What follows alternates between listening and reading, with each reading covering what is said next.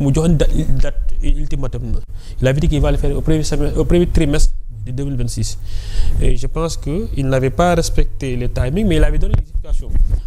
Et ce que peut-être ñu bëri dañuy fàtte mais président bi mu koy def et selon ses dires il avait mis en place des commissions de travail d'éco-travail où il y avait un comité de lecture où le président de l'Assemblée nationale en l'occurrence El Malick ci la bokkoon.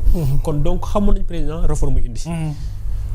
donc ma jàpp ne tey président indi am ay réformes yóbbu ko conseil constitutionnel ñu def amendement delloo leen ko bu dee en réalité da ngeen bëgg a defar dëggantaan pour man le groupe parlementaire parce que il devait s'approcher du président d'Afrique pour lui dire ok par rapport à ces textes voilà nos contributions li ñu xalaat puisque in fine c'est président d'Afrique moom mooy décider li ñuy def voie référendum ou parlementaire pour ñu yombal ñu ko Sénégal yi bu ñu demoon dootoo président wax ko ok voilà nos observations mais effectivement là où je suis d'accord avec lui mais jóg jël ces textes-là dama yóbbu Assemblée pour voter aussi c'est une façon de contourner le président de la République. Et loolu ce n'est pas élégant ce n'est pas démocratique et ce n'est même pas transparent. Il faut le dire.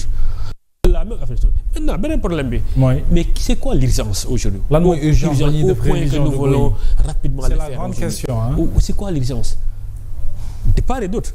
Et effectivement moi je suis comme les gens qui disent que le président de la République ne doit pas convoquer un référendum. Et écoutez gars yi Sénégal de l'an 2000 à aujourd'hui le Sénégal a organisé 14 voire 15 élections bu ñu defee les référendums 15 élections en moyenne chaque 2 ans ñu def une élection. Combien coûte une élection au Sénégal? Je dis de 2000 à aujourd'hui on a organisé 14 élections y compris les référendums. Les 14 élections il y a 2 référendums 3 présidentielles 3 législatives 3 on est à 14. Chaque élection en moyenne ça coûte entre 8 et 10 milliards. Disons 10 milliards. 10 fois 14 c'est combien? 140 milliards. Mais avons-nous un problème institutionnel au point que nous mënuñu toog benn par exemple 5 ans sans élection. Et d'ailleurs les pays yenn pays yoo xam ne comme développés. Man je pense j'aurais préféré qu'on discute par exemple aujourd'hui sur par exemple on n'a pas de problème constitution on a des problèmes par exemple aujourd'hui des problèmes électoraux ñu ne ok est-ce que du ñu boole suñu élection yi par exemple def une élection boo xam ne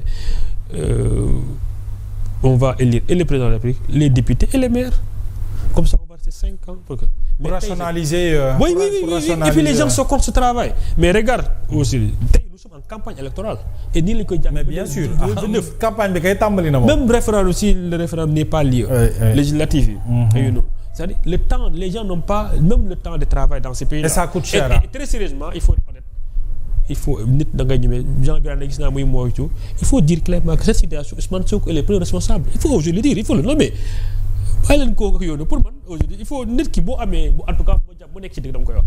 Cette situation de campagne électorale en permanence au Sénégal Ousmane Sonko moo ko fi indi très sérieusement et sur la base des. Mais Diomaye mi ngi suivre aussi. waaw mais dama ne.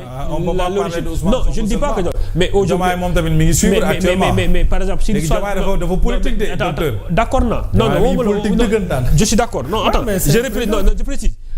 Par exemple l'histoire du référendum. Mais ils ont contraint le président de la République à aller en référendum. Pour l'éviter. Le président n'a jamais pas de référendum. Bi mu en tout cas déposer les avant-projets au niveau de la du conseil il n'a pas de référendum. Il peut dissoudre l'Assemblée? Non pas encore. Mais je veux dire que non attends je ne veux pas faire damay préciser. Je veux dire que cette situation de campagne électorale en permanence. est née. Mais bien sûr elle est permanente. Pour man l'histoire référendum le mot référendum waroon a génne mooy li benn maire doon wax expliqué mu ne ma dafa mel ni rek waa ji ñëw ci dëgg di ko denc gëlëmam. ma ne ma genre maa lay denc sama gëlëm nag waaye bu ko moytul sàcc moytuñu sàcc ko paa bi ne ko waaye mais kan ma fi wax sàcc yow turu sàcc nga fi indi. Je veux dire que waxi référendum c'est-à-dire c'est le passif qui l'a amené si ñoo contre l'amené. Donc le Sénégal problème yi am tey c'est pas des problèmes constitutionnels on a des problèmes d'ordre économique. Moi j'aurais préféré aujourd'hui qu'on en discute sur des problèmes que nous avons aujourd'hui. Attention dans ce pays-là aujourd'hui les gens souffrent dans ce pays les personnes souffrent les entreprises souffrent pour moi les débats devraient tourner autour de comment sortir de cette situation économique et ça dans beaucoup de pays à côté à Abidjan Côte d'Ivoire boo fa demee tous les débats tournent ça bouge les gens très bien donc nous aujourd'hui c'était sur la question de forme même sur bien sûr allez-y sur le fond effectivement man li ma ci gis des lois yoo xam ne pour man fayal la quoi laa fi gis. xeex quoi waaw fayantoo. ci législative bi. waaw Ousmane Sonko Diomaye dafa mel ni seen combat fayantoo quoi.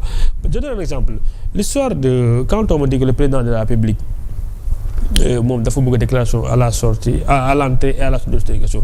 Les Sénégalais sont très amnésiques dañuy fàtte mais cette histoire bi ñuy réformer l'OFNAC en août 2025 c'est ça s'était posé et ce sont les responsables de Pastef qui défendaient ça.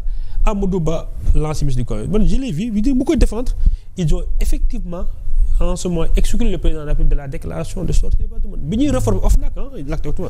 tey ñu nangu tey boo ñëw mais ko forcer qui croire. donc ñoom ils sont dans des calculs politiques. mais évidemment et des combats politiques. évidemment et il faut être honnête. Je ne le dis pas encore une fois de plus pour défendre Diomaye je dis par rapport à ces avant-projets dans cette histoire là man je dis que c'est le Pastef qui ne veut pas arrêter être net avec les Sénégalais. C'est ça. Et malheureusement on en trouve maintenant encore une fois le pays est dans une situation très confuse entre deux personnes qui avaient un espoir immense aujourd'hui et nous sommes là aussi tu m'excuses on est là encore pour perdre 5 ans si c'est que oui mais xamul tax non mais docteur aujourd'hui mais regarde aujourd'hui parce que déjà on est en 2026 non c'est le président aujourd'hui attends il y a 2 élections qui mais xam c'est pourquoi c'est on a perdu beaucoup de temps situation bu ñu nekk aujourd'hui je vais parler seulement du point de vue macroéconomique tey nous sommes en tout cas nous Sénégal dañu ne situation macroéconomique c'est né du fait que Ousmane Sonko avait fait une déclaration catastrophique sur la dette cachée mais loolu cette sens ba léegi mu ngi fi tey Ousmane Sonko tey on ne sait pas ça il est dans l'opposition ou au pouvoir à chaque fois par exemple qu'il y a des efforts qui ont été faits rek que les institutions internationales Sénégal FMI tey bu defee benn déclaration léegi mu yàq ko léegi aujourd'hui cette dualité entre le législatif et le comment ça s'appelle encore l'exécutif aujourd'hui mais attends mais quels sont les investisseurs qui auront la confiance ils vont voir attendre voir il va beaucoup plus clair et aujourd'hui non c'est une réalité non c'est une réalité loolu et techniquement aujourd'hui le président ne peut pas dissoudre l'Assemblée nationale jusqu'au mois de décembre pendant ce temps am na ñoo xam dañuy toog xaar ba jusqu'à ce qu'il voit clair. C'est le Sénégal qui perd. Mais bien sûr surtout sur le plan économique dinañu ñëw côté économie mais dafa wax lu am solo xaali docteur aujourd'hui même si à l'Assemblée nationale le PASTEF mi ngi utiliser li mu am comme arme ay levier pour peut-être jël ay bâton di ko def ci dans les roues du président Diomaye mais Diomaye aussi est-ce que newul moom it li ko yoon may wala ay armam utiliser ko pour combattre Pastef muy ñaari combat yu ñu gis ci ay vis-à-vis gis nañu les limogeages en tout cas de certains directeurs généraux gis nañu inspecteurs de l'IGE yi nga xamante ni envoyé nañ leen dans plusieurs directions pour des missions d'inspection en tout cas bu ñu sukkandikoo ci cadre du notre doyen Madiambal Diagne alors selon vous est-ce que quelque part le président moom it bëggul moom it utiliser armes yi mu amee pour xeex comme que mbiri xeex la rek. xam nga Mohamed parfois débat bi lu tax muy xaw a metti ci mel ni mën. dama ne léegi damay mën a déglu te parfois aussi.